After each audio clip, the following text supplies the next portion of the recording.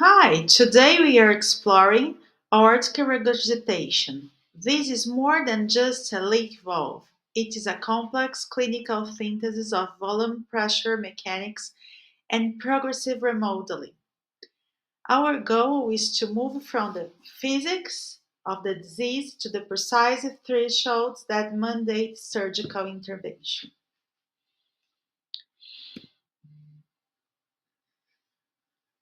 AR represents a unique hemodynamic burden. The left ventricle faces a dual threat.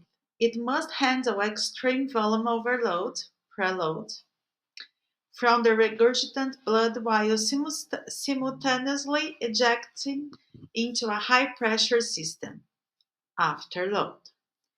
This creates a clinical paradox where a patient can remain asymptomatic for 10 to 15 years while their heart undergoes irreversible structural damage. We categorize the cause into two buckets: primary valve disease, the leaves, and aortic root diseases, the annulus. Leaflet failure is often due to bicuspid aortic valve or infective endocarditis.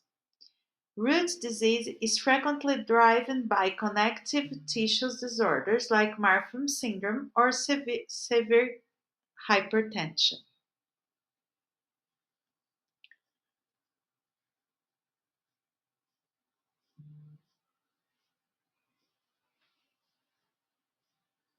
Let's think about a clinical case. Consider a 28-year-old patient with Marfan syndrome. Their valve leaflets are healthy, but their aortic root is dilating at 2 millimeters per year. This stretching prevents the leaflets from meeting, creating a mechanical feedback loop where root dilatation causes AR, and the resulting AR causes further secondary root dilation.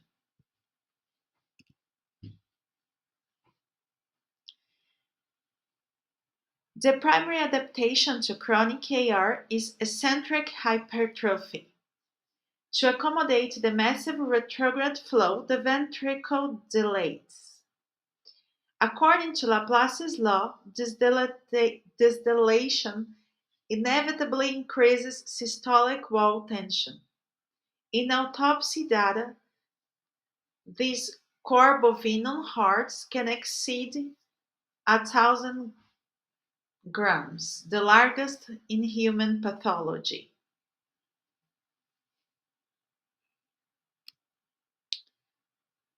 Patients with severe AR often experience angina despite completely normal coronary arteries.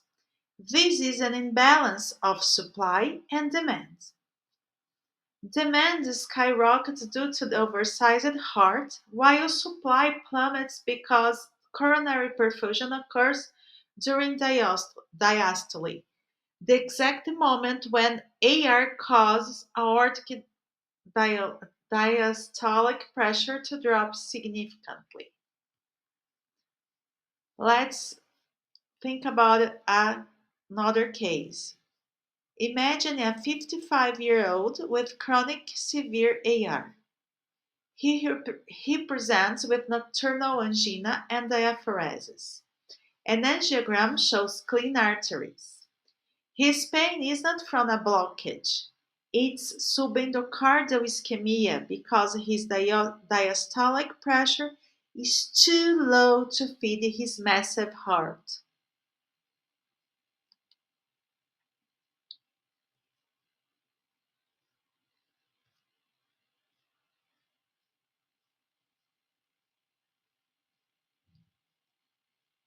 The presentation changes based on time. In chronic AR, the ventricle is compliant and prepared. In acute AR, such as from a traumatic rupture or endocarditis, the ventricle is unprepared. Let's imagine another case. A patient presents with sudden infective endocarditis. Their left ventricular and diastolic pressure (LVEDP) spikes rapidly to greater than 40 milligrams.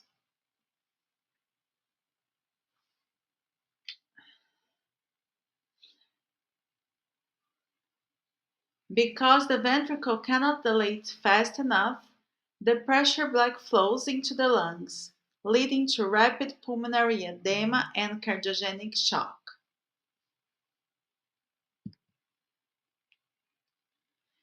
The transition from the latent phase to end stage is marked by diminishing of cardiac reserve. Early complaints are mechanical, like a throbbing sensation in head. The tipping point is exertional dyspnea, which progresses to orthopnea and eventually right-sided systemic fluid accumulation.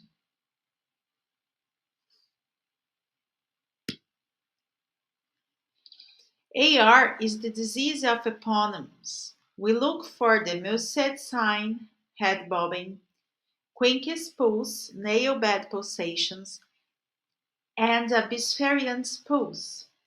On auscultation, we listen for the high-frequency decrescendo diastolic murmur and the Austin Flint murmur, a diastolic rumble caused by the AR jet physically displacing the mitral leaflets.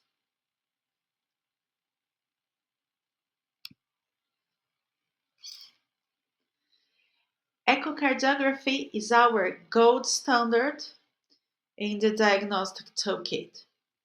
For severe AR, we look for a central jet width greater than 65% of the LVOT and a regurgitant fraction greater than 50%. If echo windows are poor, cardiac MIR is essential to quantify volumes and identify late gadolinium enhancement, which signals permanent myocardial fibrosis.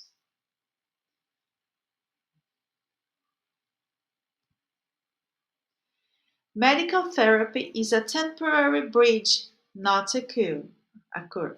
We use vasodilators for symptoms control, but they do not prolong the compensated phase in asymptomatic patients.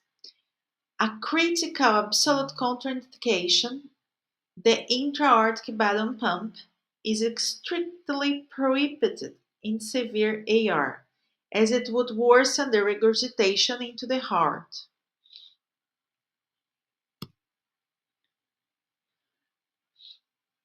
We use three specific gauges to decide on surgery even in asymptomatic patients. Function: LVEF less than 55%, systolic dilation with LVESD greater than 50 millimeters, diastolic dilation LVEDD greater than 65. Waiting longer than a year after these milestones are met guarantees the heart will never fully recover.